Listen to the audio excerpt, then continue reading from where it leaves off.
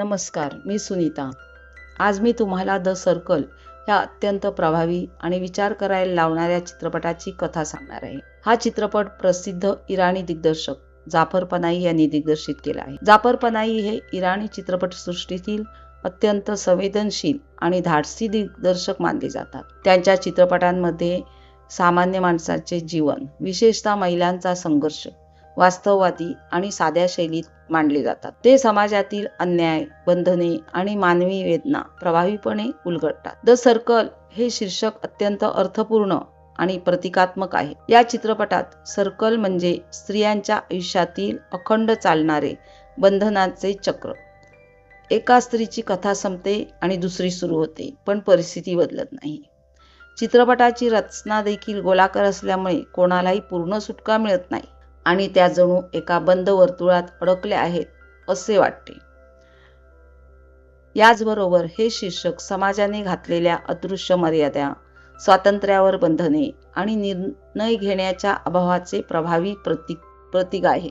या चित्रपटाची कथा एकाच व्यक्तीवर केंद्रित नसून अनेक स्त्रियांच्या आयुष्याला जोडणारी एक साखळी आहे। कथा एका रुग्णालयातून सुरू होते, जिथे एका स्त्रीने मुलीला जन्म दिल्यामुळे तिच्या कुटुंबात निराशा पसरते। इथूनच समाजातील स्त्रियांच्या दुय्यम स्थानाची झलक मिळते।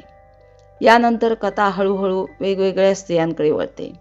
काही स्त्रिया तुरुंगातून सुटलेल्या असतात आणि शहरात स्वतःचे अस्तित्व टिकवण्याचा प्रयत्न करत असतात, पण त्यांच्या समोर सतत अडथळे उभे राहतात। ओळखपत्र नसणे, पोलिसांची भीती आणि समाजाची संशयाने पाहण्याची दृष्टी। एका स्त्रीला शहरातून बाहेर पडायचे असते, पण पुरुषाच्या साथीशिवाय तिला तिकीट मिळत नाही। दुसरी स्त्री सुरक्षित ठिकाण शोधत भटकते, तर आणखी एक स्त्री आपल्या भूतकाळापासून पळण्याचा प्रयत्न करते। प्रत्येक स्त्रीची कथा पुढच्या स्त्रीशी जोडली जाते, जणू एक साखळी तयार होते।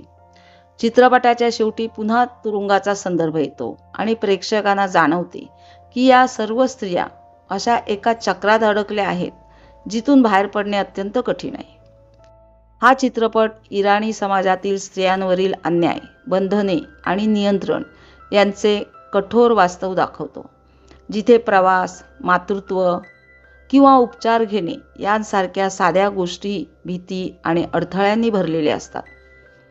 जाफर पनाही यांचे दिग्दर्शन शांत, वास्तववादी आणि संवेदनशील असून हँडहेल्ड कॅमेरा, लांब शॉट्स आणि साखळी स्वरूपातील कथेद्वारे ते स्त्रियांच्या जीवनातील अखंड चक्र प्रभावीपणे उभे करतात।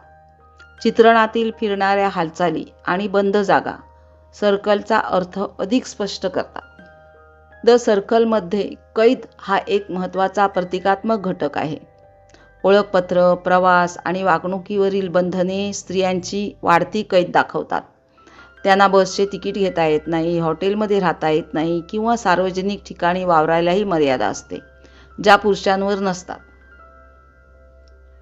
प्रत्येक कथेसोबत त्यांच्या स्वातंत्र्याची मर्यादा अधिक घट्ट होत जाते। या चित्रपटात मोठे स्टार्स नसून बहुतेक कलाकार नवोदित आहेत आणि त्यांचा अभिनय अतिशय नैसर्गिक व सहज वाटतो, जणू आपण खऱ्या आयुष्यातील लोक पाहत आहोत। ते कोणतेही नाटकीपणा न करता शांत आणि अंतर्मुख पद्धतीने भीती, असहाय्यता आणि संघर्ष प्रभावीपणे व्यक्त करतात।